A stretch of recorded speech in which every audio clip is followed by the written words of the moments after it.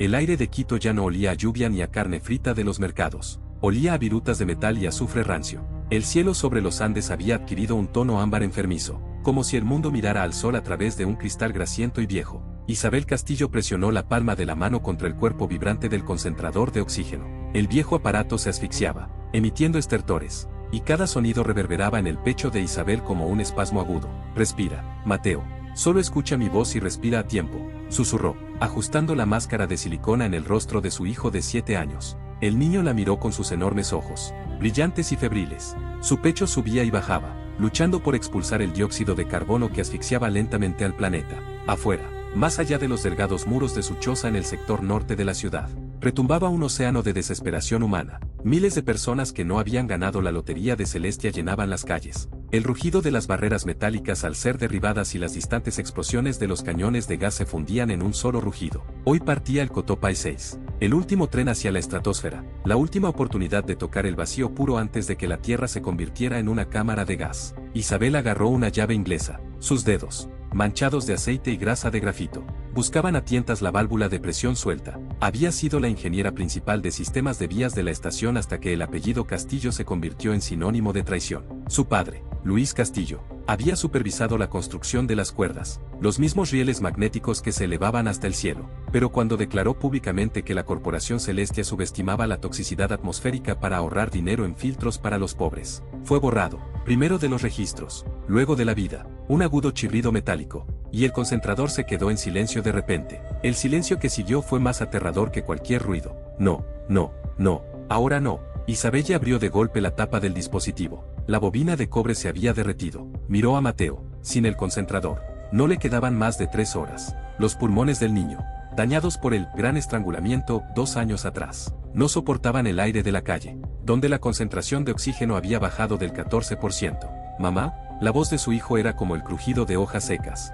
Vamos a perder el tren, ¿verdad? Isabelle se quedó paralizada. Sabía que sus nombres no figuraban en las listas oficiales. Eran los cribados, la basura de la historia, pero también sabía lo que miles de personas en la calle desconocían. Sabía cómo funcionaba la cuerda. Lo lograremos, espetó, mirando la vieja mochila de lona en la esquina. Iremos en el Raptor. El Raptor era el viejo todoterreno de su padre, escondido en el sótano de un taller mecánico abandonado a 2 manzanas de distancia. Era un trozo de metal impulsado por levitación magnética, pero tenía una cabina sellada. Isabel se puso rápidamente el traje protector y revisó el cilindro de su respirador. El indicador parpadeó en rojo. Quedaban 20 minutos. Debería ser tiempo suficiente para llegar al taller. Tomó a Mateo en brazos. El niño era aterradoramente ligero, casi ingrávido. Cierra los ojos y no los abras hasta que yo te lo diga, ordenó, cubriéndolo con una gruesa capa impregnada de filtro. Abrió la endeble puerta de una patada. Un viento denso y caliente le golpeó la cara. El aire estaba tan cargado de polvo y ceniza volcánica que los edificios del otro lado de la calle parecían fantasmas.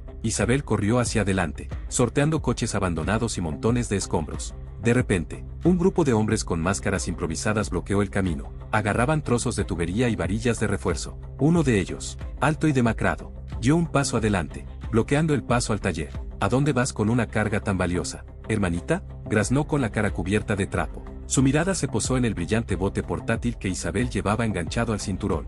Dame un poco de aire limpio, y quizá te dejemos correr hasta la siguiente intersección. Isabel abrazó a Mateo con más fuerza. El corazón le latía con fuerza contra las costillas como un pájaro atrapado. El miedo y la fría furia de la ingeniería que siempre la ayudaba a encontrar soluciones luchaban en su interior. Hay leche de fórmula en ese tanque. La voz de Isabelle era sorprendentemente firme. Si te lo llevas, morirá en 10 minutos, y tú no vivirás ni una hora más. Hay demasiado ozono aquí. Tus pulmones simplemente arderán. No nos importa una hora, gritó otro, blandiendo una pipa. Hoy vamos a morir todos. Déjanos respirar una última vez. Isabelle lo vio empezar a moverse. No había tiempo para negociar. Recordó la ubicación de la boca de incendios justo detrás de ellos. El gas de las tuberías de la ciudad hacía tiempo que había sido reemplazado por nitrógeno industrial para extinguir incendios durante la escasez de agua. Con un movimiento brusco, sacó una pistola de calafateo de su bolsillo, su única herramienta y arma, y disparó a la válvula de la boca de incendios. Con un silbido ensordecedor, un chorro de gas comprimido a enorme presión brotó de la tubería. Una nube blanca envolvió instantáneamente a los atacantes,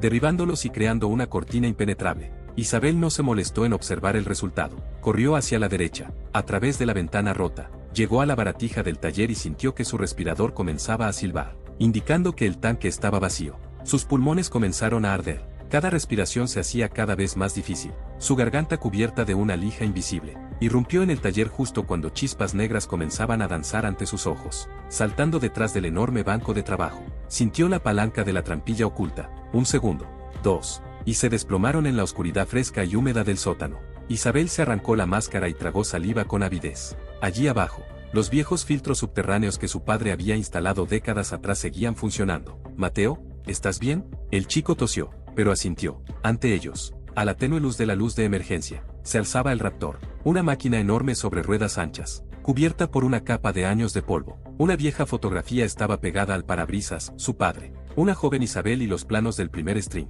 Isabel se acercó al rover e introdujo la llave en el contacto. El motor rugió con descontento, exhaló una nube de humo azul, pero luego se asentó en un bajo firme y seguro. «Vamos, papá, no nos decepciones», susurró, mirando el tablero. «Tenemos 24 horas para recorrer 100 kilómetros por la ladera del Cotopaxi». Consultó su reloj. Faltaban 23 horas y 40 minutos para que saliera el último tren. Justo encima de ellos, tras una capa de nubes tóxicas, el string esperaba a sus pasajeros. Isabel sabía que solo tenía un boleto, el que su padre le había dejado antes de desaparecer. Y ese boleto estaba codificado con su propia sangre. «Vamos, Mateo, el cielo nos espera». El todoterreno subió lentamente por la rampa, aplastando las puertas del taller.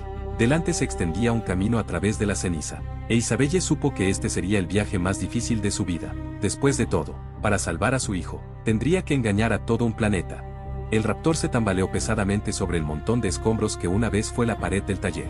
Isabel agarró la palanca de control hasta que sus nudillos se pusieron blancos. Un delicado equilibrio se asentó dentro de la cabina, los indicadores mostraban que el sello aguantaba y el nivel de oxígeno subía lentamente. Mateo se durmió en su asiento, aferrado contra el pecho un viejo y desgastado libro sobre constelaciones, lo único que había logrado agarrar. Isabel condujo el rover hacia la carretera panamericana. La carretera, antaño arteria del continente, se había convertido en un cementerio. Los restos oxidados de vehículos abandonados se extendían hasta el horizonte, envueltos en ceniza volcánica gris. El Cotopaxi, el gran guardián de los Andes, acechaba en algún lugar más adelante, tras un muro de niebla acre. Pero Isabel sintió su presencia. La montaña parecía latir al ritmo de su ansiedad. Abrió la guantera y sacó el tubo metálico que su padre le había dicho que mantuviera a salvo y que nunca abriera dentro de los límites de la ciudad. Ahora que Quito había quedado atrás, oscurecido por una neblina amarilla, era hora de descubrir la verdad. Dentro del tubo no había un documento en papel, sino una vieja llave de chip de inyección y una fotografía arrugada. La foto mostraba a su padre, Luis Castillo, de pie frente a los cimientos de la Terminal 6. En el reverso, con su letra, estaba escrito: «La verdad pesa más que todo el aire del mundo. Busca en el registro el Protocolo Omega. Te quiero, Isa». El Protocolo Omega, susurró, como ingeniera. Solo había oído rumores fragmentarios al respecto. Decían que era un sistema de control de respaldo para los Strings en caso de un colapso total del gobierno, pero nadie sabía de su existencia. Isabel insertó la llave de chip en el puerto de servicio del Raptor. La pantalla del tablero parpadeó, reemplazando la interfaz familiar con una cuadrícula de comandos escritos en el antiguo código que había usado su padre. El procesador del rover zumbaba con esfuerzo, procesando datos cifrados. 1 minuto después, apareció un mapa en la pantalla. No un mapa de carreteras típico, sino un diagrama de los servicios subterráneos que abastecían a la Terminal 6. Y junto a él, una lista de nombres. Se quedó sin aliento. No era una lista de evacuación, era una lista de lastre. Contenía miles de nombres: ingenieros, médicos, profesores, cuyos billetes habían sido cancelados a favor de quienes podían pagar a la Corporación Celestia con oro o influencia política. Isabelle encontró su apellido. Junto a él había una nota: terminar al intentar acceder. Legado de un traidor. Así que padre tenía razón. Isabelle sintió un nudo de ira en la garganta. No solo están escatimando en filtros, están purgando la tierra de quienes hacen preguntas. De repente, el Raptor se estremeció. A la derecha, tras un manto de ceniza, emergió una patrulla blindada con el emblema del cuerpo de purificación. Estos hombres eran los perros guardianes de Celestia. Su trabajo era mantener el lastre alejado de las montañas mientras los elegidos ascendían a las estrellas. La sirena de la patrulla rompió el silencio, sonando como el grito de un animal herido. Una voz mecánica y amplificada resonó por el altavoz externo: transporte civil número 4-4-2. Deténgase inmediatamente, están en la zona de exclusión. Salgan del vehículo con las manos en alto. Mateo se despertó sobresaltado, mirando con miedo las luces intermitentes de la patrulla. «Mamá, ¿son ellos? Siéntate bien y abróchate el cinturón, chico», dijo Isabelle, cambiando de marcha. «Vamos a ver qué puede hacer este viejo». Sabía que en una carretera recta, la patrulla los alcanzaría en minutos. El Raptor era pesado y difícil de manejar. pero su padre lo había construido específicamente para trabajar en proyectos de construcción de carreteras, en lugares donde no existían. Isabel giró bruscamente el volante a la izquierda, sacando el todoterreno del asfalto y metiéndolo en una zanja llena de rocas y escoria. La patrulla, diseñada para persecuciones a alta velocidad, aminoró la marcha, dudando en seguirla entre el caos de rocas. Vamos, cariño, enséñales tus garras. Isabel activó el modo escalador. Las anchas llantas del Raptor soltaron sus agarres de acero. El vehículo comenzó a subir la empinada pendiente, aplastando la maleza seca por la lluvia tóxica. Se oyeron disparos por detrás. La patrulla abrió fuego contra las llantas. Las balas rebotaron en el casco reforzado, provocando chispas. Protocolo Omega, autorización de sangre, susurró Isabelle, recordando las instrucciones de su padre. Presionó con el dedo una pequeña protuberancia en la llave del chip. Una diminuta aguja le atravesó la piel. El sistema estaba escaneando su ADN, la pantalla brilló en blanco brillante, y de repente todas las frecuencias de radio alrededor del Raptor se llenaron de un ruido estático insoportable. La patrulla, con sus componentes electrónicos conectados a la red satelital de la corporación, se apagó repentinamente. Sus faros se apagaron y la torreta de la ametralladora se congeló en una posición incómoda. Isabelle no redujo la velocidad hasta que la patrulla se perdió de vista. Solo al coronar la colina se permitió respirar hondo. ¿Qué fue eso, mamá? ¿Por qué se detuvieron? Era tu abuelo, Mateo. Nos dejó la llave no solo del tren, sino también de este mundo. Miró la pantalla. Ahora mostraba un mensaje que le dio un vuelco el corazón. Atención.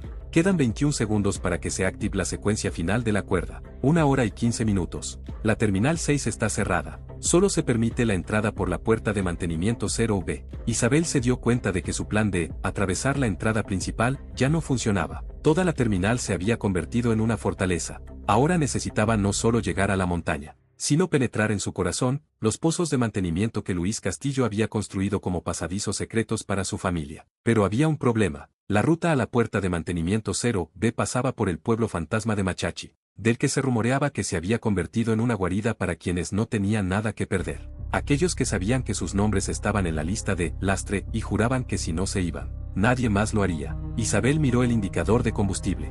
Medio tanque. Más adelante se encontraba la zona más peligrosa, un lugar donde la moral humana se disolvía en dióxido de carbono más rápido que la propia atmósfera. No solo huimos, Mateo, dijo, mirando a su hijo a los ojos. Vamos a recuperar lo que nos robaron, nuestro derecho a respirar. El todoterreno desapareció en la densa penumbra gris, rumbo a la base del volcán, que se preparaba para su erupción final, una erupción de furia humana.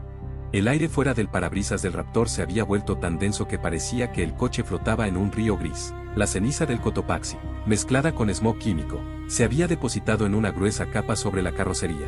Los limpiaparabrisas luchaban por retirar la película pegajosa, dejando marcas en el cristal como cicatrices. Isabel sentía las vibraciones del motor transmitiéndose a su columna vertebral. El coche estaba al límite de su capacidad, pero este era un estado familiar para el Raptor. Mamá, mira, dijo Mateo, señalando hacia el arcén. Isabel redujo la velocidad.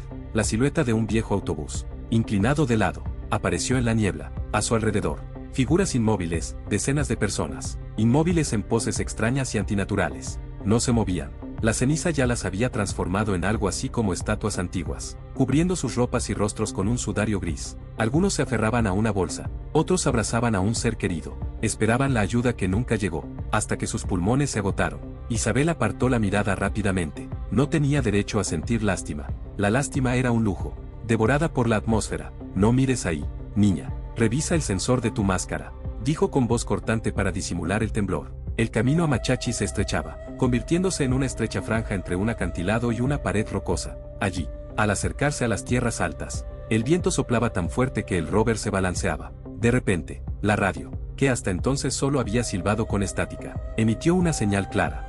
A todas las unidades civiles, el sector Cotopaxi está cerrado. El uso de fuerza letal está autorizado por la directiva de Celestia. Repito, las vidas fuera de la terminal no son una prioridad. Las vidas no importan, repitió Isabel con amargura. Qué declaración tan franca para el fin del mundo. El primer puesto de control del cuerpo de purificación apareció más adelante. Esta no era una patrulla normal, era una posición fortificada, con nidos de ametralladoras y potentes reflectores que perforaban la oscuridad con espadas azules de luz. El camino estaba bloqueado por enormes erizos de acero y bloques de hormigón. Isabel lo sabía, si se detenía, los sacarían del coche, les revisarían las identificaciones, verían la marca negra en la caja registradora y simplemente los abandonarían a un lado de la carretera, sin coche ni aire acondicionado. Era el protocolo estándar para el lastre. Abróchate el cinturón, Mateo, fuerte, y cúbrete la cara con una almohada, Vamos a disparar, susurró el chico. Seremos ingenieros. Isabella accionó el interruptor en el panel etiquetado como eyección hidráulica. Esta función estaba diseñada para nivelar los trins cuando el suelo se asentaba. Transfería brevemente toda la potencia del motor a la suspensión delantera, creando un efecto de embestida.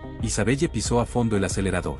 El Raptor rugió, lanzando lluvias de chispas por los tubos de escape. Los soldados del puesto de control los detectaron demasiado tarde. Los haces azules de los focos se dirigieron hacia el todoterreno, cegando a Isabelle, pero no cerró los ojos. Vio el objetivo, la unión entre dos bloques de hormigón. Alto, alto, loca, se oyó por los altavoces. Resonaron los primeros disparos. Las balas impactaron contra el cristal blindado, dejando una red de grietas. Isabelle gritó de tensión y rabia cuando el Raptor se estrelló contra la barrera. El impacto fue tan fuerte que le castañetearon los dientes y su visión se oscureció por un instante. Pero los cálculos de su padre eran correctos. El morro reforzado del Raptor se deslizó en el hueco como una cuña, separando los bloques de varias toneladas. El metal rozó el hormigón con un ruido ensordecedor. Un enorme trozo de piedra salió volando, aplastando la torreta de una ametralladora. El Raptor irrumpió en terreno abierto, rebotando contra los escombros. Isabelle giró frenéticamente el volante, esquivando el fuego enemigo. Por el retrovisor, vio bengalas elevándose hacia el cielo.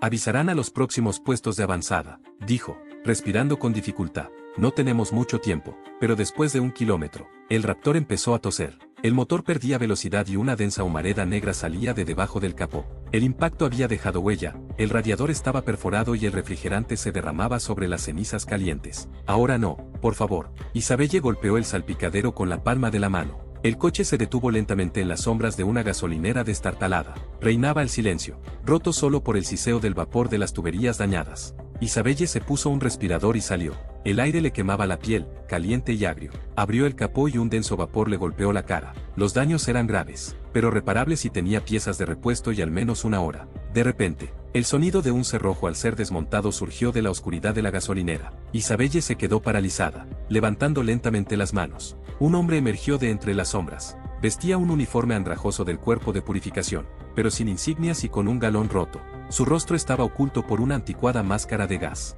Buena embestida. La voz del desconocido era baja y ronca. He visto muchos suicidas la semana pasada, pero ninguno intentó separar bloques de concreto en un viejo cacharro. Necesito llegar a Machachi, dijo Isabel con firmeza. Mi hijo está en el auto. Nos queda poco aire. El hombre se acercó, examinando el Raptor. Su mirada se detuvo en el emblema de Castillo estampado en el motor. Castillo. Se quitó lentamente la máscara de gas. Era un hombre de unos 45 años, con una profunda cicatriz en la mejilla y la mirada de quien había visto demasiada muerte. Luis Castillo construyó esta carretera para que la gente pudiera escapar, no para que les dispararan en los controles. Me llamo Ramón. Fui sargento del cuerpo hasta que me di cuenta de que mis órdenes eran vigilar vagones de tren vacíos para los ricos mientras los niños se asfixiaban afuera. Miró la locomotora humeante. Tengo anticongelante y sellador en la trastienda. Te ayudaré a arreglar el vagón, pero con una condición. Isabel. ¿Qué? Preguntó con cautela. Me llevarás contigo. Sé que los códigos de acceso a los bipases de Celestia no te los perderás. Tú eres ingeniero y yo soldado. Ambos necesitamos llegar al cielo, pero solos. Ni siquiera llegaremos abajo. Isabel miró a Ramón y luego a Mateo, que los observaba desde la ventana de la cabina. No tenía motivos para confiar en el desertor, pero no tenía otra opción. Sella el radiador, Ramón. Nos quedan 18 horas. El haz azul del reflector volvió a brillar en el cielo sobre el volcán. La búsqueda del legado del traidor apenas comenzaba, pero ahora Isabel contaba con un aliado que conocía al enemigo desde dentro. Ramón trabajaba rápido y en silencio, con movimientos perfeccionados por años de servicio en el cuerpo de ingenieros, mientras él vertía sellador en la herida abierta del radiador del Raptor. Isabel montaba guardia, agarrando una pesada palanca. El aire alrededor de la gasolinera relucía con calor y electricidad estática. A lo lejos, hacia Quito, el cielo se tiñó de carmesí, los últimos vestigios de civilización ardían allí afuera, consumidos por las llamas y la anarquía. Eso es, cerró Ramón el capó de golpe, limpiándose las manos con un trapo. Debería durar hasta la terminal, siempre y cuando no vayas a más de 110. El motor es viejo, el sobrecalentamiento lo matará en 5 minutos. Isabel asintió y le hizo un gesto para que entrara. Mateo se pegó a la puerta con miedo cuando un hombre corpulento con uniforme andrajoso tomó el asiento del pasajero. La cabina se sintió inmediatamente apretada. ¿Quién es? ¿Mamá? Susurró el niño. Este es Ramón. Nos ayudará a atravesar Machachi. Isabel metió la llave en el contacto. El motor respondió con un bajo más uniforme, aunque su sonido aún conservaba un tono forzado. Escúcheme, ingeniero. Ramón desplegó la tableta con los mapas de frecuencia en su regazo. El cuerpo está concentrando todas sus fuerzas al pie de la montaña. Temen un asalto. Hay torretas automatizadas Gorgón a lo largo de la carretera. Si no tiene un código activo de amigo-enemigo, convertirán su Raptor en un colador 300 metros antes de que los vea. ¿Y tiene ese código? Isabel detuvo el coche en la carretera. Sí, se suponía que se actualizaría hace 3 días, pero espero que la burocracia del cuerpo sea tan lenta como antes. Vamos a pasar por la vieja cantera. Es un desvío de 10 kilómetros, pero allí flanquearemos el primer anillo de defensa. Avanzaban en silencio. Isabel vio que Ramón miraba a Mateo de vez en cuando. No había amenaza en sus ojos, sino una profunda y persistente tristeza. ¿Tenías familia?, preguntó en voz baja al pasar la bifurcación del camino a Panzo. Ramón guardó silencio un buen rato, observando la ceniza gris que cubría las cunetas. Mi esposa y mi hija, en Riobamba, cuando comenzó el primer descenso. Celestia prometió evacuar primero a las familias de los militares. Me quedé en el cordón, dispersando a la multitud, creyendo que estaba salvando a los míos. Y entonces me enteré de que el tren para el segundo escalón había sido cancelado. Los abandonaron en la ciudad, que una hora después se llenó de cloro. Apretó los puños con tanta fuerza que le crujieron los nudillos. Deserté esa misma noche, tomé mis armas, los códigos, y me fui. Ahora solo quiero ver a ese maldito Estruna surcar los cielos sin mí, pero antes de eso, quiero que al menos un niño del lastre sobreviva. Isabel sintió que su desconfianza hacia este hombre comenzaba a desvanecerse. Ambos habían sido engañados por un sistema que trataba a las personas como simples números en una hoja de balance. El camino a través de la cantera era una pesadilla. Enormes excavadoras, abandonadas hacía años, se alzaban sobre ellos como esqueletos de monstruos prehistóricos. Las ruedas del Raptor patinaban en la roca suelta y el casco vibraba tanto que parecía a punto de desmoronarse. De repente, Ramón se enderezó, mirando la pantalla de la tableta. Más despacio, ladró. Isabel frenó a fondo. 50 metros más adelante, en lo alto del terraplén, la torreta de acero de una torreta automatizada giraba lentamente. Su designador láser, un delgado rayo rojo, se deslizó por el parabrisas, deteniéndose justo a la altura de los ojos de Isabel. No te muevas, susurró Ramón. Sus dedos revolotearon frenéticamente por la pantalla. Vamos, viejo cabrón, acepta la solicitud.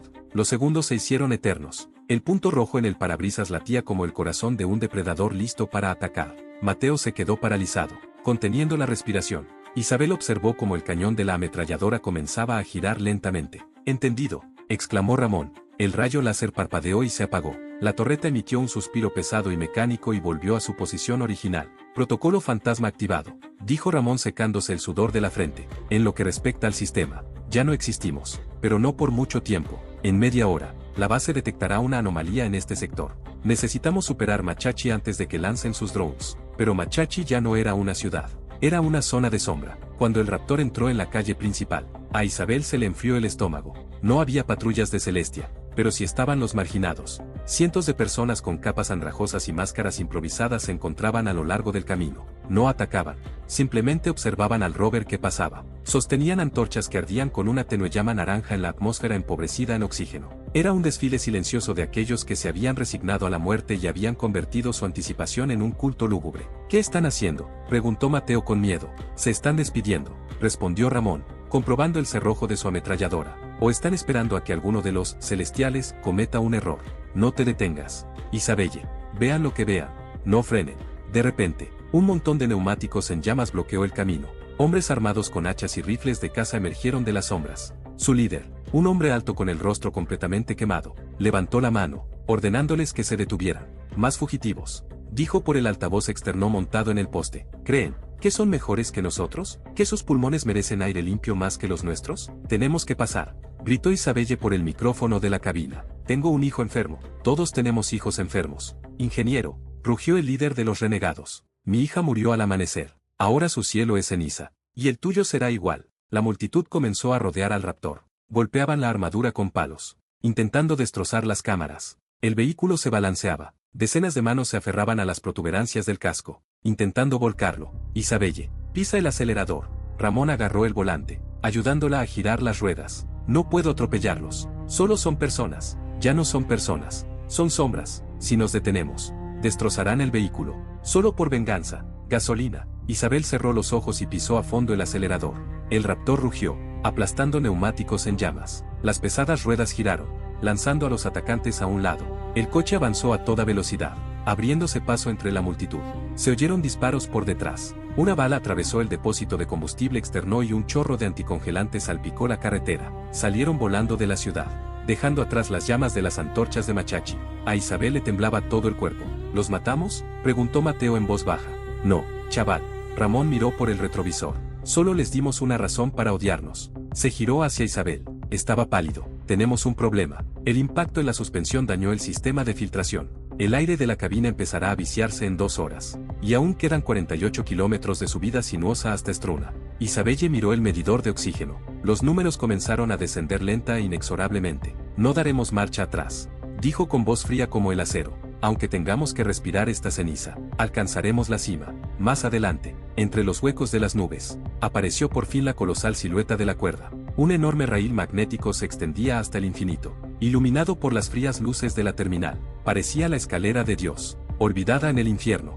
El olor a quemado se filtraba en la cabina, inadvertido, como un veneno insidioso. Al principio, era solo un ligero sabor a goma quemada, pero pronto Mateo empezó a toser, una tos seca, áspera y jadeante. Isabel miró el indicador, los niveles de dióxido de carbono del Raptor subían y los filtros, dañados durante el choque entre los escombros en Machachi, fallaban. Necesitamos cartuchos purificadores nuevos. Ramón golpeó el tablero con el puño. Si no, nos desmayaremos antes de siquiera ver la base de la montaña. Isabel derrapó hasta detenerse en medio de una calle desierta a las afueras del pueblo. Machachi parecía el escenario de una pesadilla. Antaño una región próspera que abastecía a la mitad de la provincia de Pichincha. Ahora se alzaban los esqueletos de las casas con los huecos de las ventanas vacíos. Y los carteles que prometían una vida mejor en las ciudades orbitales estaban medio descascarillados, dejando al descubierto metal oxidado. Este era el almacén municipal de servicios de emergencia, señaló Isabel hacia un edificio bajo con un emblema de la Cruz Roja visible al final del callejón.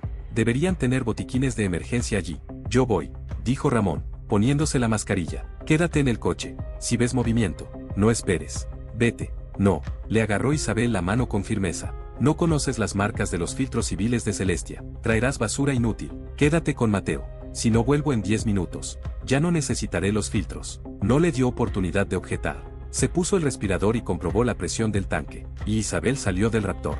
Afuera, reinaba el silencio, salvo por el silbido del viento a través de los cables. El aire era denso como gelatina. La ceniza le raspaba los dientes incluso a través de la mascarilla. Corrió hacia el almacén, intentando mantenerse a la sombra de las paredes. La puerta del almacén había sido derribada a patadas y reinaba el caos en el interior, papeles esparcidos, ampollas rotas, cajas vacías. Los saqueadores ya habían estado allí antes, pero buscaban comida y agua, no consumibles de ingeniería especializados. Isabel corrió hacia los estantes del fondo de la sala. Sector B4. Filtración y recuperación. Vacío. Rebuscó frenéticamente entre las cajas, sintiendo el sudor correrle por los ojos tras la máscara. Finalmente, en la misma esquina, tras un armario caído, vio la codiciada caja azul. Dentro había 3 paquetes sellados de cartuchos para los sistemas Raptor 7. Gracias a Dios, exhaló, apretando la caja contra el pecho. Ya se había dado la vuelta para irse cuando oyó un crujido a sus espaldas. 3 figuras se alzaron de detrás de una pila de cajas. No llevaban máscaras, solo trapos sucios envueltos en sus rostros. Sus ojos brillaban con el brillo febril de los marginados, aquellos que ya habían cruzado la línea. Miren, graznó uno de ellos, un tipo flacucho con llagas en los brazos. Un pájaro del mundo superior ha venido a por grano. Tengo que irme. Isabelle retrocedió lentamente, buscando a tientas la pistola de calafateo en su cinturón. No tengo comida, solo repuestos. Tu máscara es comida, dijo el segundo, con más firmeza, agarrando el cuchillo de cocina. Tu chaqueta es agua, y tu coche, ahí fuera, es nuestro billete a la frontera, donde el aire aún es potable. Empezaron a rodearla. Isabelle comprendió, no eran bandidos, eran personas enloquecidas por la falta de oxígeno. Sus cerebros estaban muriendo lentamente, convirtiéndolos en depredadores. Atrás, levantó la pistola de clavos y disparó al aire. El fuerte estallido lo sobresaltó, pero solo por un segundo. Tiene un juguete, gritó el hombre flacucho y se abalanzó sobre ella. Isabel no quería matar, pero su instinto de supervivencia era más fuerte. Disparó al suelo frente a su atacante. El ancla de acero golpeó el hormigón con un estruendo, levantando una nube de escombros. El tipo se tambaleó, y en ese momento, Isabel corrió a su lado hacia la salida. Atrápenla. Salió corriendo a la calle, oyendo una respiración agitada y pasos detrás de ella. A 50 metros, el Raptor estaba aparcado, con los faros tenuemente penetrando la oscuridad. Ramón ya había abierto la puerta, apuntando con el rifle. Al suelo, ladró. Isabel cayó de bruces, justo en las cenizas. Una breve ráfaga de fuego sobre su cabeza hizo que sus perseguidores se retiraran a la oscuridad del almacén. Ramón corrió hacia ella, la agarró por el cuello de la chaqueta y prácticamente la arrojó dentro de la cabina. ¿Estás bien? Los filtros, los tengo, jadeó Isabel, entregándole la caja. Ramón cerró la puerta de golpe y pisó el acelerador. El Raptor despegó, levantando una nube de polvo alrededor de sus perseguidores. Un minuto después, cuando ya estaban lejos del almacén, Isabel, con manos temblorosas, abrió el embalaje e insertó un nuevo cartucho en el sistema de soporte vital. Se oyó un silbido y, un segundo después, una corriente de aire frío y purificado inundó la cabina. Mateo inhaló con avidez y dejó de toser. Su rostro poco a poco volvió a la normalidad. «Mamá, eres una verdadera heroína», susurró, apretando el rostro contra su hombro. Isabel no respondió. Se miró las manos, que aún temblaban. Solo había estado disparando a quienes solo querían respirar. En este nuevo mundo, no había héroes. Solo los que llegaban a tiempo y los que llegaban tarde. «Isabel, mira hacia arriba», señaló Ramón al parabrisas. Abandonaron los límites de la ciudad y comenzaron a ascender la meseta. Las nubes de ceniza se abrieron por un instante, revelando la cuerda en toda su aterradora majestuosidad. Fue una constelación increíble, una ruquia, 4 cables de titanio que se alzaban hacia el cielo negro, por donde se deslizaban plataformas con lanzaderas. Miles de luces ardían alrededor de la base de la terminal, los reflectores del ejército, que contenían las oleadas de gente. Este es Cotopai 6. La voz de Ramón se apagó. Nuestra última oportunidad. Y a juzgar por la cantidad de tropas que hay abajo, ni un tanque podrá atravesar la puerta principal. No atravesaremos la puerta. Isabella abrió el mapa de su padre en su tableta. Aquí, bajo la ladera oeste, hay un viejo sistema de drenaje. Conduce directamente a los huecos de los ascensores. Mi padre lo llamaba la puerta trasera de los creadores. Entonces, ¿vamos bajo tierra?, rió Ramón, comprobando la munición que le quedaba. Bueno, es mejor que quemarse bajo los focos. El Raptor se desvió de la carretera llena de baches hacia un sendero rocoso que conducía a la base del gran volcán. A menos de 12 horas del lanzamiento, la atmósfera alrededor de Struna vibraba de tensión, presagiando la batalla final por el derecho a abandonar la tierra moribunda. La subida al pie del Cotopaxi fue una prueba de fuerza y voluntad. El Raptor ascendía por un camino serpenteante que antaño había servido como vía técnica para los constructores del String. A la izquierda, se abría un abismo, lleno de una niebla amarilla y arremolinada. A la derecha, se alzaban escarpados acantilados de basalto, cubiertos de ceniza solidificada. La presión está bajando demasiado rápido, dijo Isabelle, dando golpecitos al barómetro. No es solo la altitud. Se acerca un frente. Ramón miró el radar. Una enorme mancha, de un rojo carmesí vibrante, se extendía por la pantalla. Un ciclón tóxico. Proviene de las latitudes meridionales. Ozono, azufre y suspensiones de metales pesados. Si nos impacta en la ladera abierta, los filtros externos se obstruirán en 3 minutos. Necesitamos refugio, dijo Isabelle, girando la cabeza, escudriñando la oscuridad. Según el mapa, debería haber un túnel de lava por aquí, convertido en almacén de mantenimiento. El viento azotó el costado del Raptor con tanta fuerza que la máquina de varias toneladas se tambaleó hacia el borde mismo del acantilado. Mateo gritó, aferrándose a los reposabrazos de su asiento. Afuera, el mundo se desvaneció de repente, reemplazado por una rugiente pared de arena gris y vapor tóxico. La visibilidad se redujo a cero. No veo nada. Isabel activó los escáneres de ultrasonido, pero la pantalla solo se llenó de estática caótica. Ramón, busca la entrada visualmente. Ahí. 10 grados a la derecha. Ramón señaló una grieta apenas visible en la roca, iluminada por balizas de emergencia que parpadeaban al ritmo de la vida agonizante del planeta. Isabel pisó el acelerador. El Raptor se abalanzó hacia adelante, literalmente volando a ciegas hacia la boca del túnel un segundo antes de que el impacto del ciclón se estrellara ladera abajo. Las enormes puertas de acero, activadas por sensores de presión, comenzaron a cerrarse lentamente tras ellos, aislando la furia de los elementos. Un silencio relativo reinaba dentro del túnel, roto solo por el rugido del viento que azotaba las puertas y el chasquido del motor al enfriarse. Isabel dejó caer la cabeza sin fuerza sobre el volante. El corazón le latía con fuerza en la garganta. ¿Estamos vivos?, preguntó Mateo en voz baja desde la oscuridad de la cabina. Sí, chico, estamos a salvo. Por ahora. Isabel encendió las luces interiores. La luz de las lámparas reveló las paredes del túnel, cubiertas de códigos técnicos. Ramón ya estaba en la ventana, observando las profundidades del almacén. Mire esto, ingeniero, no estamos solos aquí. Al fondo de la sala había varios camiones abandonados con la inscripción Celestial. Pero algo más llamó la atención de Isabelle. Contra la pared del fondo, bajo una lona, pudo distinguir la silueta de algo enorme y anguloso. Salió del coche, sintiendo el aire frío del túnel calarle los huesos. No había calefacción, solo ventilación pasiva. Retiró la lona. Debajo había un módulo portátil de reabastecimiento para transbordadores orbitales y varias cajas etiquetadas como suministros de emergencia, oxígeno de alta pureza. Un verdadero tesoro, silbó Ramón, acercándose. Con esto, podemos reabastecer el Raptor y llenar los tanques al máximo. Eso debería darnos 5 horas más de vida. Pero la alegría duró poco. Ramón se giró hacia las puertas, tras las cuales rugía un ciclón. Escucha. Otro sonido se oyó a través del rugido del viento, el rítmico y pesado sonido de metal contra metal. Alguien o algo intentaba entrar en el túnel desde los pozos de mantenimiento que se adentraban en la montaña. ¿Los marginados?, susurró Isabel, buscando a tienta su pistola de calafateo. No habrían llegado con esta tormenta. ¿Será la automatización de la montaña o...? La voz de Ramón se apagó. Un pequeño dron de reparación con orugas salió de la oscuridad del pozo. Sus sensores brillaban con un rojo insalubre. Parecía destrozado, una de sus garras manipuladoras estaba arrancada y su casco estaba cubierto de profundos arañazos. El dron se detuvo, escaneando a los alienígenas. Celestia dejó un protocolo de seguridad aquí, dijo Ramón, levantando su rifle. Si contacta con la base, sabrán que estamos aquí. Espera. Isabel dio un paso adelante. Está dañado.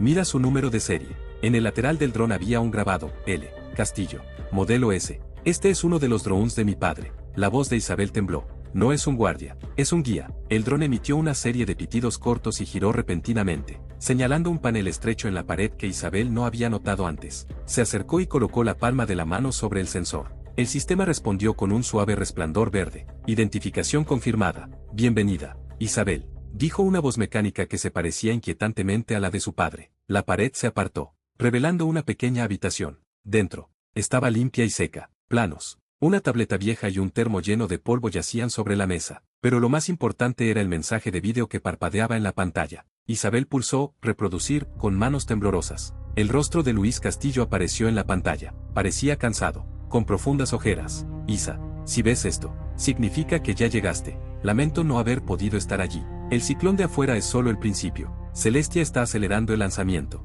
No esperan a los ganadores de la lotería. Se van en 6 horas. La lista de lastre se ha ampliado. Ahora incluso abandonan a sus propios empleados. Tu boleto está en esta tableta. Pero recuerda, la cuerda no son solo rieles. Es un sistema vivo. Para que el tren salga, alguien debe permanecer abajo, en el centro de control, y mantener manualmente la estabilización magnética, ya que los sistemas automáticos fallarán debido a la erupción.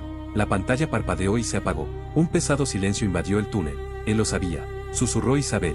Sabía que alguien tenía que quedarse. Ramón la miró, luego a Mateo, que se había quedado dormido en el asiento del rover, exhausto por el viaje. Estaba hablando de sí mismo. Isabel, tu padre se quedó allí para que salieran los primeros trenes. ¿Y ahora debo hacer esto? Se giró hacia Ramón. Para que mi hijo se vaya, debo quedarme aquí. ¿En este infierno? Afuera. El ciclón aullaba con renovado vigor, sacudiendo las puertas de acero del túnel. No había tiempo para pensar. El dron guía parpadeó de nuevo, señalando un pozo que se extendía verticalmente hacia arriba, directo al corazón de la Terminal 6. Pon gasolina, Ramón. Isabelle se secó las lágrimas y cogió la tableta de su padre. Vamos a llegar hasta el final. Pero si el sistema requiere un sacrificio, yo decidiré quién será. Le esperaba el último empujón, a través de las profundidades técnicas del volcán hasta la plataforma que sería su salvación o su tumba bajo una capa de ceniza.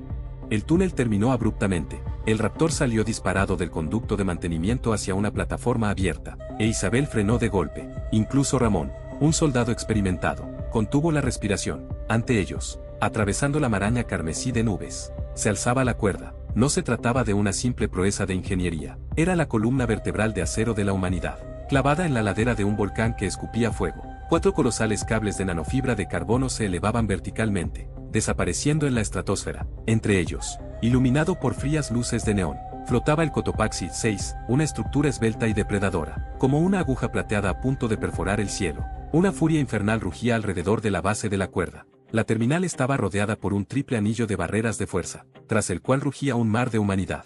Miles de antorchas, el resplandor de quemadores improvisados y los focos se fundían en una única masa pulsante. El rugido de la multitud atravesó incluso el rugido del ciclón y el casco sellado del Raptor. Era el grito de los abandonados, aquellos que se dieron cuenta de que la lotería era una mentira y que la puerta de hierro al cielo estaba a punto de cerrarse de golpe para siempre. Dios mío, susurró Isabel. Hay decenas de miles de ellos aquí, y cada uno de ellos tiene o barras de refuerzo o odio. Ramón revisó su cámara termográfica. Miren, el cuerpo de purificación ha asegurado los niveles superiores. Han colocado escopetas automáticas a lo largo del perímetro. Si la multitud atraviesa la barrera, habrá una masacre. Isabel miró el datapad de su padre. El punto azul de su ubicación parpadeaba a solo unos cientos de metros de la entrada técnica 0B, pero la ruta pasaba por un puente estrecho, actualmente patrullado por equipos de asalto de Celestia. No podemos pasar en el Raptor. Isabel se volvió hacia Ramón. El vehículo es demasiado visible. Nos dispararán con lanzagranadas antes de que siquiera les expliquemos de quién soy hija. Entonces caminaremos, dijo Ramón recogiendo rápidamente su equipo. Mateo, escucha atentamente. Vamos a jugar al escondite. El escondite más importante de tu vida. Mamá te llevará en su espalda y yo iré delante. No hagas ruido. Veas lo que veas. ¿Entendido? El niño asintió con seriedad, bajándose la mascarilla. Su pequeño rostro parecía anormalmente pálido tras el cristal del respirador. Salieron del todoterreno. El aire afuera era denso, como una manta mojada. Cada respiración era dificultosa. El agrio sabor del azufre les quemaba los pulmones. Isabel sujetó a Mateo en un portabebés especial a la espalda, sintiendo su calor y su latido acelerado. Empezaron a bajar las escaleras técnicas bajo el puente. Abajo, a solo 30 metros de ellos, una multitud asaltaba la primera puerta. Los destellos de las granadas aturdidoras los cegaron momentáneamente, y el olor a ozono de los escudos de fuerza se mezcló con el hedor a quemado. «Dens prisa», susurró Ramón, aferrándose a una viga de acero. «La patrulla de arriba será relevada en 2 minutos». Se movían sobre el abismo mismo de la miseria humana. Cenizas y trozos de papel llovían sobre ellos, billetes sin usar, fotografías, documentos. Isabella intentó no mirar hacia abajo, pero un grito atravesó el ciclón: «Aléjense, bastardos, los atraparemos de todas formas». De repente, el haz de un potente reflector giró y se detuvo justo sobre ellos. «¡Alto!», resonó una voz amplificada por un megáfono desde arriba. «Sector 0, B cerrado. Fuego a matar. Corran», ladró Ramón. Una ráfaga de ametralladora atravesó el metal del puente junto al pie de Isabel. Le saltaron chispas por la cara. Se abalanzó hacia adelante, sintiendo el agarre de Mateo sobre sus hombros. Ramón se giró y disparó al reflector. Se oyó un estruendo de cristales rotos y, por un instante, reinó una oscuridad salvadora. Llegaron a una enorme puerta de acero marcada como 0B. Isabel acercó su tableta al lector. «Error de acceso. Se requiere confirmación manual del administrador». Se mostró la pantalla sin vida. «Papá, vamos. No me decepciones», suplicó Isabel.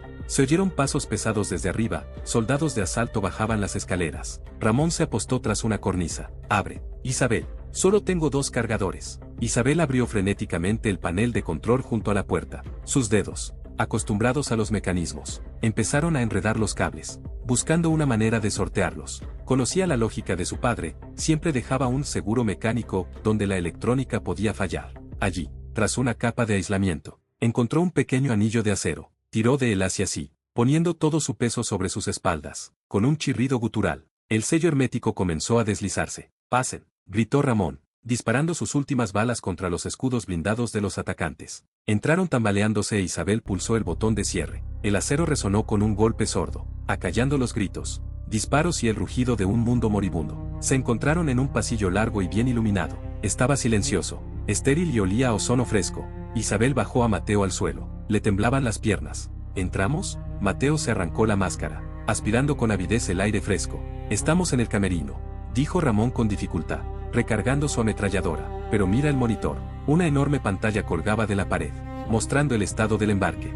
De los 12 vagones del Cotopaxi, 6, 10 ya estaban en verde. La salida estaba programada para dentro de 45 minutos, pero en la parte inferior de la pantalla, una señal roja parpadeó: «Atención. La estabilización magnética del string se ha visto comprometida. Se requiere calibración en el sector del núcleo. El lanzamiento automático está inhibido». Isabel recordó las palabras de su padre en el vídeo. El sistema no permitiría que el tren partiera hasta que alguien descendiera al núcleo y mantuviera manualmente los parámetros de estabilización durante el despegue. «Iron Geraisen», susurró Isabel. «Por eso no se fueron antes. Necesitaban a alguien que conociera el sistema. Necesitaban a Castillo». Miró hacia el pasillo. Allí, al doblar la esquina, había un ascensor que llevaba a la plataforma de aterrizaje donde esperaba el tren o al reactor del string, del cual no había retorno. «Tenemos un boleto». Isabel miró a Ramón. «Y 40 minutos para decidir quién de nosotros se queda abajo». «Isabel, escucha», empezó Ramón, pero ella lo interrumpió. «No, primero, llegaremos al tren». Avanzaron por el pasillo sin saber que en la siguiente curva les esperaba no solo el rescate, sino también la misma trampa que Celestia había preparado para el último ingeniero de la Tierra. El pasillo del sector 0B parecía un intestino blanco e interminable, arrancado de otro mundo, tras la ceniza y el hedor de machacha. Esta esterilidad era más aterradora que el caos exterior. Isabel avanzó de la mano de Mateo. Ramón lo seguía. Su ametralladora parecía ahora fuera de lugar en aquel templo de alta tecnología. Llegaron a una enorme esclusa de aire marcada como «Zona de embarque, sector A». Isabel acercó su tableta al lector. Esta vez, la puerta se abrió silenciosamente. Más allá se extendía una espaciosa sala de espera con una ventana panorámica que daba al mismísimo string. Desde allí, El tren Cotopaxi 6 parecía aún más grande, una gigantesca vía de acero aferrada a los raíles verticales. Pero la sala no estaba vacía. Un grupo de hombres armados con los impecables uniformes del Servicio de Seguridad de Celestia los esperaba en la misma entrada del andén. Un hombre vestido de civil, anormalmente limpio para el fin del mundo, estaba de pie en el centro. Era el capitán Ortega, jefe de seguridad de la terminal. No levantó el arma, simplemente miró a Isabel con una sonrisa cortés, casi compasiva. He estado esperando que los genes de Luis te trajeran aquí, Isabel, dijo Ortega, su voz, amplificada por la acústica del pasillo, era suave. Nadie más podría haber pasado por el sector 0B. Tu padre era un genio de los pasadizos secretos. Ramón levantó su ametralladora, pero los soldados de Ortega ni siquiera se inmutaron. Baja el juguete, sargento, espetó Ortega, sin mirar a Ramón. Hay sensores de presión por todas partes. Si doy la señal, este pasillo se llenará de gas en 4 segundos. No tendrás tiempo de apretar el gatillo. Isabel dio un paso adelante, protegiendo a Mateo. Estamos aquí para subir al tren. ¿Tenemos acceso? ¿Acceso? Ortega sonrió y señaló el monitor junto al torniquete. Ven aquí, Isabel. Revisa tu boleto. Isabel se acercó a la terminal y pasó la tarjeta de acceso de su padre. Una notificación roja brilló en la pantalla, dejándola helada. ID, Isabel Castillo. Estado, portadora de conocimiento crítico. Evacuación bloqueada hasta que se complete el protocolo de estabilización. Escoltas, acceso denegado. ¿Qué significa eso? Se le quebró la voz. Significa que Celestia no está abandonando recursos valiosos, dijo Ortega, acercándose. Tu padre desapareció en el núcleo hace 2 días. Intentó iniciar la estabilización manualmente, pero es viejo, Isabel. Su corazón no soportó la sobrecarga. El sistema detectó un paro cardíaco en el sector inferior. Y ahora Strind está muerto. La levitación magnética no puede soportar el peso del tren. Señaló la ventana panorámica. ¿Ves? El tren está vibrando. Si aplicamos energía ahora, la cuerda simplemente se romperá y Cotopaxi 6 quedará reducido a un montón de escombros en la troposfera. Necesitamos a Castillo en el núcleo. Y tú eres el único Castillo que queda con vida. ¿Quieres que baje yo en su lugar? Isabel sintió que el suelo se movía bajo sus pies. Ese es el precio, dijo Ortega, asintiendo hacia Mateo. El niño tendrá un asiento en el primer vagón. Le daremos la mejor medicina y un guardián personal en la estación. Respirará aire limpio. Isabel, vivirá. Y tú, harás lo que te enseñó tu padre. Sostendrás la cuerda hasta que el tren pase los 50 kilómetros. Mentira, gritó Ramón. Solo quieres usarla y luego abandonarla. Isabel, no le hagas caso. Ortega finalmente miró a Ramón. Sargento, usted es un desertor. Su presencia aquí es un error que estoy dispuesto a pasar por alto por el bien del éxito de la misión. No tiene otra opción. O Isabel desciende al núcleo y el chico escapa. O se quedan aquí y se asfixian en 3 horas cuando apaguemos los generadores de la terminal antes del lanzamiento. Isabel miró a Mateo. Su hijo temblaba aferrado a un libro sobre las constelaciones. No entendía todas las palabras, pero percibía el miedo. Sabía que Ortega no fanfarroneaba. Así era como siempre operaba la corporación, pragmática y cruelmente. Su boleto era una trampa, un pase falso que no conducía al cielo, sino al corazón mismo del volcán. Si desciendo, dijo Isabel en voz baja, ¿cómo sabré que está a bordo? Lo verá en su monitor en el centro de control del núcleo. Le entregó Ortega una tableta con los códigos de autorización del estabilizador. En cuanto alinees el campo magnético, se abrirá la esclusa de aire del vagón número 1. Darás tú mismo la orden de aterrizaje. Ramón se acercó a Isabel y le puso la mano en el hombro. No hagas esto. Nos abriremos paso hasta las lanzaderas por la fuerza. ¿Contra torretas automatizadas y un pelotón de guardias? Isabel miró a Ramón con los ojos llenos de lágrimas. No, Ramón. Sabes que tiene razón. Este es el único camino para Mateo. Se agachó frente a su hijo y lo abrazó con fuerza. Mateo, escúchame. Ahora irás con este hombre, señaló a Ramón. Él te protegerá. Subirás a un tren enorme y hermoso y volarás a las estrellas. Las de tu libro estarán muy cerca. ¿Y tú, mamá? Mateo le agarró la chaqueta. Y tengo que bajar a encender la luz para que no se pierda tu tren, dijo Isabel con una sonrisa forzada. Te alcanzo en el siguiente, te lo prometo. Sabía que no habría otro. El Cotopaxi 6 era el último. Isabel se puso de pie y miró a Ortega. Dáselo a Ramón. Ramón lo acompañará hasta su asiento. Si veo en las cámaras que no está en el coche, haré estallar el núcleo y tu cuerda colapsará junto con tus elegidos. Ortega hizo una pausa y luego asintió a sus hombres. De acuerdo, sargento. Llévese al niño. Tiene 10 minutos antes de que se cierre la esclusa de aire. Ramón cogió a Mateo. El niño empezó a llorar, llamando a su madre, pero Isabel ya se había dado la vuelta. No se atrevía a mirar atrás. Si volvía a ver sus lágrimas, se le derrumbaría la voluntad. Isabel, le gritó Ramón.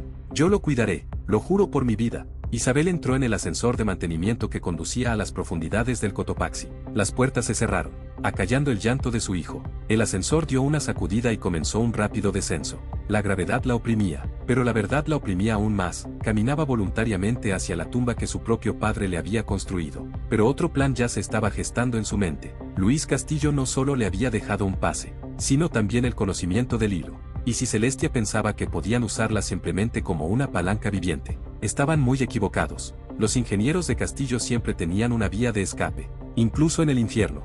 Descender a las profundidades del Cotopaxi fue como sumergirse en el vientre de un dios mecánico. Las paredes del hueco del ascensor pasaban junto a Isabel a un ritmo frenético, y la temperatura más allá de la puerta de acero subía inexorablemente. La vibración de la montaña se sentía diferente allí, no solo un zumbido, sino el pesado latido de un corazón atado a aros de titanio. El ascensor se detuvo a menos 400 metros. Al abrirse las puertas, Isabel sintió un fuerte olor a ozono abrasador y aceite lubricante. El núcleo se abrió ante ella, una gigantesca cámara con el generador magnético de la cuerda pulsando en el centro. Corrientes de energía brillaban con un azul mortal, y cables enormes, tan gruesos como árboles centenarios, desaparecían en las bóvedas de hormigón. En el suelo, cerca de la consola de control central, lo vio. El cuerpo de Luis Castillo yacía inmóvil, agarrando una sonda de diagnóstico. Parecía que simplemente estaba descansando después de un largo turno. Isabel se quedó paralizada un instante, con un nudo en la garganta, pero no había tiempo para lamentarse. El cronómetro en la pantalla de la consola contaba implacablemente los segundos, 32 minutos para el despegue. Estoy aquí, papá, terminaré tu trabajo, susurró, pasando por encima del cuerpo de su padre hacia la terminal. Isabel tocó el panel táctil. Toda la sala cobró vida. Los monitores se llenaron de gráficos en cascada. Ortega no había mentido, la estabilización magnética estaba en un estado crítico. La cuerda vibraba a una frecuencia que amenazaba con destruir los cables de nanofibra. Conectó la tableta de su padre al procesador central. De inmediato, apareció una pantalla en una esquina con imágenes de las cámaras de la plataforma. Vio a Ramón y a Mateo. El sargento sujetó con fuerza la mano del chico mientras atravesaba el último cordón de seguridad del primer vagón. Mateo miró a su alrededor. Moviendo los labios, la estaba llamando. Pasa, Mateo, por favor, entra, suplicó Isabel, mirando la pantalla. De repente, la imagen del monitor parpadeó. Ramón se detuvo justo afuera del vagón. Uno de los oficiales de Celestia le bloqueó el paso, señalando el escáner de retina. ¿Qué están haciendo? Tienen mi código, gritó Isabel. El altavoz del terminal cobró vida y la voz de Ortega llenó la sala del núcleo. Isabel, hemos detectado una anomalía. Tu tableta está transmitiendo datos no solo a la consola, sino también a los relés externos en Machachi. ¿Intentas transmitir el protocolo Omega a los desterrados? A Isabel se le encogió el corazón. Había olvidado que la tableta de su padre estaba configurada para transmitir datos automáticamente al conectarse al núcleo. El protocolo Omega, un mapa completo de las vulnerabilidades de la cuerda, ya se estaba transmitiendo a la red, accesible para cualquiera con un receptor antiguo. No estoy haciendo nada, es un proceso automático, gritó por el micrófono. Deja de transmitir o el chico no dará ni un paso en el vagón. La voz de Ortega se volvió gélida. Isabel tecleó las teclas con fervor. No podía detener la transmisión sin bloquear la consola de estabilización, pero su cerebro de ingeniera ya había encontrado una solución. Vio en la arquitectura del sistema lo que Ortega, como soldado, no pudo notar. La Celestia había planeado despegar al 100% de potencia para escapar del ciclón lo antes posible, pero la erupción del Cotopaxi ya había deformado el riel guía inferior. A plena potencia, la cuerda simplemente detonaría. Ortega, escúchame. Isabel tomó el control de las comunicaciones. Si no los dejas entrar ahora, no seguiré transmitiendo. Estoy activando el sabotaje que mi padre instaló en el sistema hace 30 años. Sobrecargaré las trampas magnéticas en la marca de los 10 kilómetros. Tu tren no llegará a la estratosfera. Se convertirá en polvo justo encima de la terminal. Los altavoces se quedaron en silencio. En la pantalla, vio a Ortega en el andén, con la mano pegada al auricular. Su rostro se contorsionaba de rabia. Estás fanfarroneando, Castillo. No matarías a tu propio hijo. Mi hijo está en el primer vagón. El sabotaje se centrará en los módulos traseros, donde se encuentran tu liderazgo y tú. Ortega, el primer vagón es autónomo. Tendrá tiempo de contraatacar y cambiar a descenso en paracaídas. Pero todos arderán. Suéltenlos. Ahora. Isabel vio en el monitor como Ortega bajaba lentamente la mano. Le ordenó algo al oficial del vagón. Ramón y Mateo fueron empujados bruscamente al interior. Las puertas del vagón número 1 se cerraron con un siseo. El estado en el panel cambió a embarque completo. Presurización al 100%. De acuerdo. Isabel, siseó Ortega. Ya están a bordo. Ahora, manos a la obra. Nivelen el terreno o dispararemos al primer vagón justo en las vías. Isabel exhaló. Le temblaban las manos. Pero tenía la mente despejada. Sabía que no había sabotaje. Su padre jamás habría diseñado un mecanismo de destrucción en su creación. Pero sabía algo más. Celestia planeaba abandonar la Tierra, cortando las cuerdas después del lanzamiento, impidiendo que nadie más las usara. Ahora me toca a mí, papá, susurró. Empezó a introducir los códigos de estabilización, pero no los que exigía el protocolo de Ortega. Redirigió manualmente la energía de las baterías de reserva de la terminal no a los motores del tren, sino al sistema de contención del filtro atmosférico en Machachi y Quito. Era una gota en el océano, pero les daba a los que estaban abajo unos días más de vida. De repente, la montaña se estremeció. Una sirena sonó en todos los niveles. Atención, falla magnética en el sector 4. Despegue en 10 minutos. Isabel se agarró a la barandilla de la consola. El suelo bajo sus pies empezó a calentarse. El campo magnético del núcleo se había vuelto tan potente que los objetos metálicos de la habitación empezaron a volar, atraídos hacia el generador. Vamos, viejo String, agárralo. Isabel puso todas sus fuerzas en la calibración. En la pantalla, vio que Cotopai 6 comenzaba a brillar lentamente con un resplandor a su lado. El cojín magnético cobró vida. El tren ya no vibraba, flotaba, listo para saltar al infinito. Pero el precio era alto. Los sensores mostraban que los niveles de radiación en el núcleo estaban por las nubes. Isabel sintió un sabor metálico en la boca y un zumbido en los oídos. Sabía que cuando el tren despegara, la oleada de energía en esta habitación sería tan poderosa que todo ser vivo se convertiría en cenizas. Mateo, verás estrellas. Presionó la palma de la mano contra la pantalla, donde el lado plateado del primer vagón estaba congelado en una pequeña ventana. Respirarás. En ese momento, la puerta del núcleo que había bloqueado empezó a temblar por el impacto. Ortega había enviado a sus hombres a verificar personalmente su muerte o a llevarse la tableta. Isabel miró la palanca de liberación manual. Le quedaba una última acción por realizar, pero esa acción significaba que nunca sabría cómo terminaría esta historia. Los golpes en la puerta blindada del núcleo se hicieron más fuertes. Ortega no tenía intención de esperar al lanzamiento oficial. Quería controlar cada milímetro del proceso, pero Isabel ya no era solo una ingeniera. Se había convertido en parte de la cuerda. Sus dedos revoloteaban sobre los sensores, reconfigurando los flujos de energía. Sintió que el campo magnético a su alrededor se espesaba, convirtiendo el aire en una gelatina espesa y vibrante. No entrarás aquí, susurró, sin volverse ante el roce del metal a su espalda. Este lugar pertenece a Castillo. En el monitor principal, el estado del tren cambió a preparación de prelanzamiento 95%. Las enormes abrazaderas que sujetaban el Cotopai 6 al andén comenzaron a retraerse lentamente, liberando chorros de vapor sobrecalentado. Isabel observó a través de las cámaras cómo Ramón presionaba a Mateo contra la portilla. El niño apoyó la palma de la mano en el cristal, y el corazón de Isabel se encogió de dolor. Sabía que en pocos minutos, ese cristal sería la única barrera entre su hijo y la eternidad. De repente, la consola de control emitió una alarmante luz ámbar. Error de sincronización del módulo de cola. Trampas magnéticas sobrecalentándose en el sector 12. No, ahora no. Isabelle se adentró frenéticamente en el diagnóstico. Entendía lo que estaba sucediendo. La erupción del Cotopaxi, de la que su padre le había advertido, había comenzado. Los profundos temblores de magma habían desplazado la placa base del reactor solo unos milímetros, pero para el riel magnético, que operaba con tolerancias submicrónicas, esto equivalía a una catástrofe. La energía que debería haber impulsado el tren hacia arriba había comenzado a acumularse en la base de la cuerda. Si no liberaba manualmente esta tensión, en 5 minutos la base terminal se convertiría en un cráter de plasma. Isabelle miró la derivación manual, una enorme palanca ubicada en la parte más caliente de la sala, justo detrás del campo de fuerza del generador. Isabelle, abre la puerta o volaré la esclusa de aire del primer vagón. La voz de Ortega se elevó hasta convertirse en un grito por los altavoces. Podía ver en sus instrumentos que el sistema se estaba descontrolando. Si haces eso, Ortega, la cuerda caerá sobre la ciudad, respondió ella, agarrando una pesada llave inglesa y dirigiéndose a la circunvalación.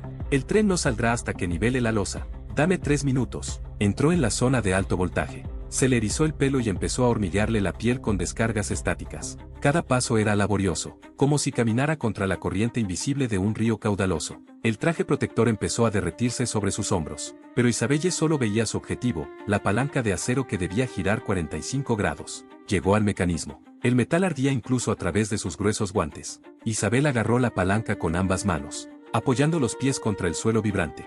Vamos, por Mateo, gritó, volcando toda su rabia, todo su amor y toda la desesperación de los últimos días en ese movimiento. La palanca no se movía. El óxido y la expansión térmica habían congelado el mecanismo. En ese momento, la puerta del núcleo finalmente cedió. Con un rugido terrible, la esclusa de aire estalló en la sala, y los soldados de asalto de Ortega aparecieron en una nube de humo. El capitán en persona entró corriendo tras ellos, protegiéndose el rostro del insoportable resplandor del generador. Atrás, gritó al ver a Isabel en la maniobra. Nos destruirás a todos. Estoy salvando el tren. Isabel dio un último tirón. Con un terrible chirrido, la palanca cedió. Un zumbido de baja frecuencia resonó por la sala. haciendo sangrar los oídos de los soldados. El exceso de energía almacenada en la base subió por los cables de la cuerda con un silbido ensordecedor, convirtiéndolos en cegadores hilos de luz. La vibración del tren en los monitores cesó al instante. Estabilización al 100%. Preparación para el lanzamiento, inmediata. Isabel cayó de rodillas, respirando con dificultad. Una neblina blanca nubló su visión. Ortega se acercó a ella, respirando con dificultad, con el rostro pálido de miedo y admiración. «Lo lograste», susurró, mirando la pantalla de lanzamiento. «De verdad lo lograste». Se giró hacia sus hombres. «Tomen la tableta. Nos vamos. Los ascensores al andén siguen funcionando». «¿Y yo qué?». Isabel levantó la cabeza, mirando a Ortega a través de su cabello enredado. El capitán dudó un momento. Algo parecido a humanidad brilló en sus ojos, pero rápidamente dio paso a una fría reflexión. «No hay espacio libre en el primer vagón, Isabel, y el sistema requiere que haya un operador presente en el núcleo durante la explosión. De lo contrario, el campo magnético colapsará antes de que el tren gane velocidad. Tu padre lo sabía, y tú también». Le lanzó un pequeño tanque de oxígeno puro. «Aquí tienes media hora más. Lo siento, ingeniera, en el nuevo mundo, necesitamos gente obediente, no héroes». Los soldados de Ortega agarraron al capitán y corrieron hacia los ascensores. Isabel se quedó sola en el pasillo, zumbando y resplandeciente, junto al cuerpo de su padre, bajo el rugido del volcán en erupción. Se arrastró hasta la consola y pulsó el botón para comunicarse con el primer vagón. «Ramón, ¿me oyes? Isabel, ¿dónde estás? Nos movemos». La voz de Ramón atravesó la terrible estática. «Escúchame atentamente. Cuando llegues a la estratosfera, el primer vagón se separará automáticamente. No te alarmes. Este es mi código. Tomarás una trayectoria diferente, alejándote de la línea principal. Las estaciones de Celestia. Allí hay un puesto de avanzada independiente llamado Libertad. Ramón, prométele que recordará el olor a lluvia. Háblale de la tierra. No dejes que se vuelva como ellos». «Mamá, ¿por qué no vienes?», interrumpió la voz tenue de Mateo. Isabel cerró los ojos. Las lágrimas le escocían en las mejillas. «Solo estoy trabajando hasta tarde, cariño. Mira por la ventana. La película más hermosa de tu vida está a punto de comenzar. Te amo, más que a nada en el mundo». Presionó lanzamiento final. Muy por debajo de ella, Cotopaxi exhaló su último aliento. La tierra se sacudió con tanta fuerza que las paredes de hormigón del núcleo se agrietaron. En el monitor, vio al Cotopaxi 6 envuelto en una llama blanca insoportable y ascendiendo por la cuerda con una aceleración increíble. En ese preciso instante, se desató el infierno en el núcleo. El campo magnético, liberado del peso del tren, comenzó a distorsionar el espacio. Isabelle vio las vigas de acero doblarse como papel. Apretó la tableta de su padre contra su pecho y observó la pantalla mientras el pequeño punto, su hijo, descendía cada vez más alto, alejándose del planeta moribundo, hacia el negro abismo de estrellas que ahora le pertenecía. Quedaban 3 minutos para la destrucción completa del núcleo. Isabelle abrió el tanque de oxígeno y respiró hondo por primera vez. El núcleo crujió. No era el sonido del metal ni de la piedra, sino el crujido del espacio mismo, desgarrado por una tensión magnética colosal. Cotopaxi 6 había desaparecido, dejando solo una estela cegadora de aire ionizado que aún brillaba en las pantallas. Pero para Isabelle, el tiempo no se había detenido. Se había convertido en una sustancia espesa y viscosa, donde cada segundo pesaba una tonelada. Yacía en el suelo vibrante, mirando al techo, donde arcos de descargas azules danzaban sobre las vigas de titanio. Ortega y sus hombres ya estaban lejos, en los niveles superiores, intentando saltar a las últimas cápsulas técnicas. Creían que todo había terminado, pero Isabelle lo sabía, el cuerda era un circuito cerrado. «Papá, no abandonaste el protocolo Omega por nada», susurró, mientras luchaba por incorporarse sobre los codos. Su mirada se posó en el monitor de estabilización. El tren ganaba altitud rápidamente, 10 kilómetros, 15, 20, a 30 kilómetros. El tren atravesaría el punto de no retorno, la zona donde la densidad atmosférica desciende tanto que el colchón magnético requiere una corrección máxima. Y era allí donde Ortega planeaba aislar los sectores inferiores, estrellando el string contra la tierra para que nadie pudiera seguirlo. Isabel se arrastró hasta la consola. Sus dedos, quemados y temblorosos, comenzaron a introducir la secuencia final de códigos. «Si quieres aislarnos del cielo, yo te aislaré de tu tiranía». Su voz se hizo más fuerte. El protocolo Omega no era un sabotaje, era un sistema de distribución justa. El padre de Isabel comprendió que la corporación intentaría monopolizar el rescate, así que incorporó el algoritmo en el software del string, que Isabel activó, a 35 kilómetros de altitud. El primer vagón, el que transportaba a Mateo y Ramón, comenzó a cambiar repentinamente de configuración. En el monitor, Isabel observó cómo las pinzas de acoplamiento se separaban del tren principal. «Vamos, cariño, vuela tú», suplicó. El vagón número 1, equipado con sus propios propulsores de maniobra, que Isabel había reabastecido en secreto en el túnel, se alejó suavemente de la cuerda. Ya no dependía del raíl magnético, se había convertido en una nave independiente. Mientras tanto, los 11 vagones restantes, donde viajaban Ortega, los directores de Celestia y sus guardias armados, estaban atrapados en un bucle magnético. ¿Qué estás haciendo?, irrumpió la voz de Ortega por los altavoces, distorsionada por la estática y el terror. Estamos perdiendo propulsión. Isabel, recupera el control inmediatamente. Estamos fuera de control. Ortega. Isabel miró fijamente la pantalla, donde el punto del primer vagón se alejaba constantemente del vector principal. ¿Querían abandonarnos abajo? Ahora ustedes mismos formarán parte del monumento de este planeta. Están atrapados en las vías. Su tren no caerá, pero tampoco ascenderá. Orbitarán la cuerda hasta que se queden sin aire. Exactamente el tiempo que nos diste. Estás loco. Mataremos al chico. Volaremos el primer coche a distancia, exclamó Ortega. Inténtalo. Isabel pulsó la última tecla. Acabo de transferirle el control del primer coche a Ramón, y borré por completo todas las frecuencias de acceso remoto. Ahora está solo. Es libre. Cortó la conexión. Los fuertes gritos de Ortega dieron paso al silencioso siseo de la estática. El núcleo se quedó sospechosamente silencioso. El zumbido magnético dio paso al rugido de baja frecuencia de un volcán. El Cotopaxi se preparaba para su último acorde. Las paredes empezaron a derrumbarse y una densa capa de polvo llenó la sala. Isabel se sentó junto al cuerpo de su padre, apoyando la espalda contra la consola, que ahora no era más que un montón de metal inservible. Sostuvo la tableta. La última señal de Ramón atravesó la red que se desvanecía. Estamos en trayectoria. Mateo está dormido. Vio las estrellas. Isabel. Son reales. Gracias. Te esperaremos en libertad el tiempo que sea necesario. Isabel cerró los ojos. Sintió el calor del magma ascendiendo desde abajo, desde las profundidades de la tierra, pero ya no tenía miedo. Sus pulmones aún contenían el oxígeno puro del tanque de Ortega, su última involuntaria merced.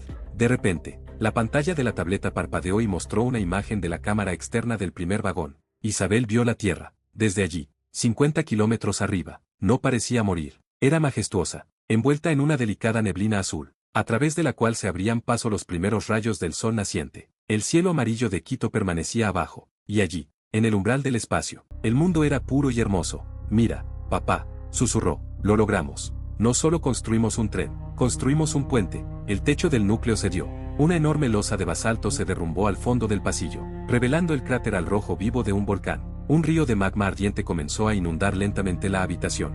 Isabel dio el último sorbo a su máscara. Las imágenes flotaban ante sus ojos, la pequeña Isabel sobre los hombros de su padre, el olor a pan recién hecho en su antigua casa, la risa de Mateo al ver por primera vez un arco iris. Estos recuerdos eran su verdadero equipaje, imposibles de empacar en un vagón de tren. Tocó la pantalla de la tableta, enviando una última orden a la cuerda. Protocolo de limpieza, activo. Los cables de titanio, privados de su soporte magnético, comenzaron a vibrar a una frecuencia destructiva. Isabel sabía que en un minuto, toda esta estructura multimillonaria se derrumbaría, sepultando la terminal y todas las ambiciones de Celestia bajo ella. Esta era su prueba final de fuerza. Estaba destruyendo la escalera al cielo para que quienes permanecían abajo pudieran construir una nueva, bajo sus propios términos. El suelo bajo sus pies se estremeció con un último temblor convulsivo. Isabel sonrió. Había cumplido con su deber. La ingeniera Castillo había terminado su turno.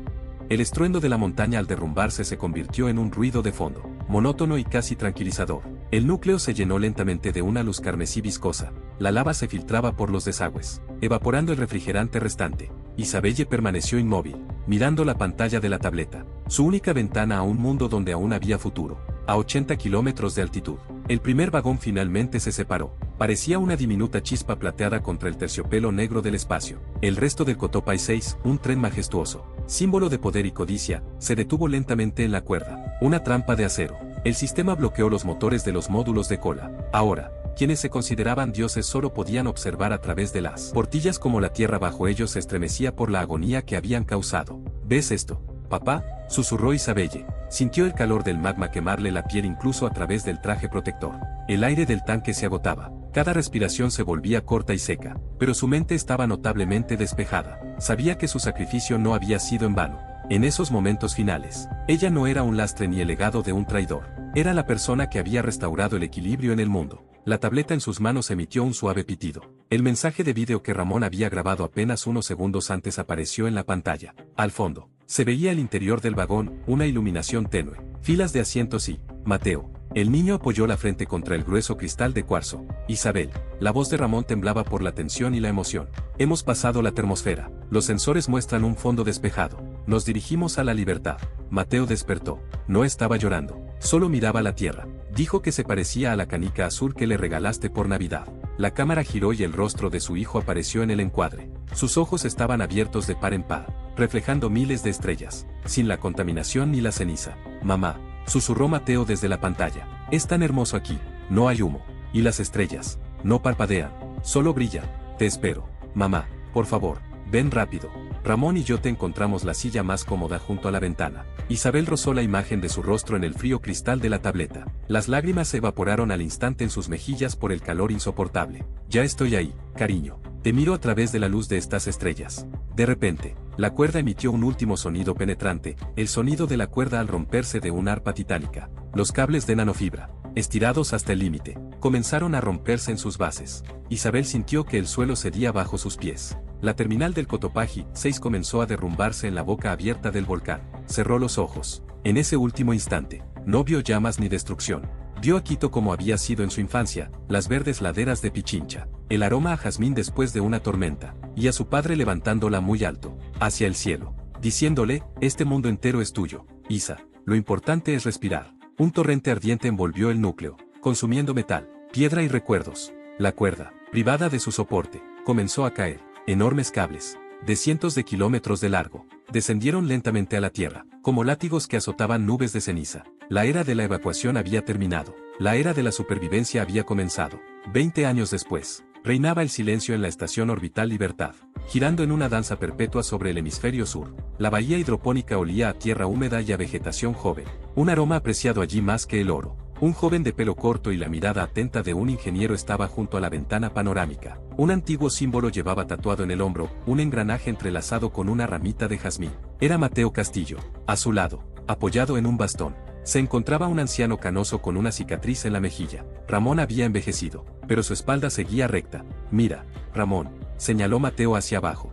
Bajo ellos, la tierra ya no era amarilla. Distintas manchas verdes y el azul profundo de los océanos en recuperación eran visibles a través de la neblina de nubes. El gran estrangulamiento se alejaba. La naturaleza, liberada de los dictados humanos, encontró maneras de sanar. Tenía razón, dijo Mateo en voz baja. No destruyó la cuerda para atrapar a los humanos abajo.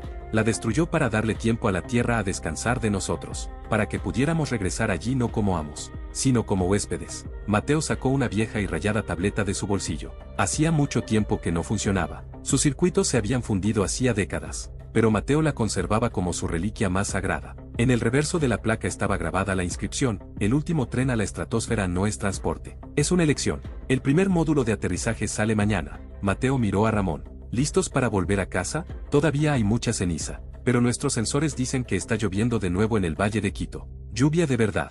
Ramón sonrió, mirando las nubes sobre los Andes. He esperado 20 años por esto. Hijo, quiero sentir esta arena bajo mis pies. Y quiero llevar flores a los pies del Cotopaxi. Mateo asintió. Sabía que les esperaba un viaje difícil. Tendrían que reconstruir el mundo, sin corporaciones, sin lastre, sin mentiras. Contaban con el conocimiento de Luis Castillo y la voluntad de Isabel.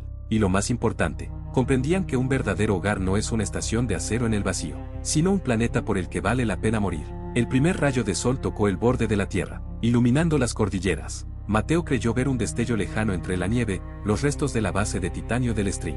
O quizás era simplemente una chispa de esperanza que Isabel Castillo había encendido en el corazón del volcán y transmitido a su hijo. Vamos, Ramón, es hora de empacar. El cielo nos espera, un cielo que por fin se ha vuelto común. La historia del último tren ha terminado, la historia del primer regreso ha comenzado.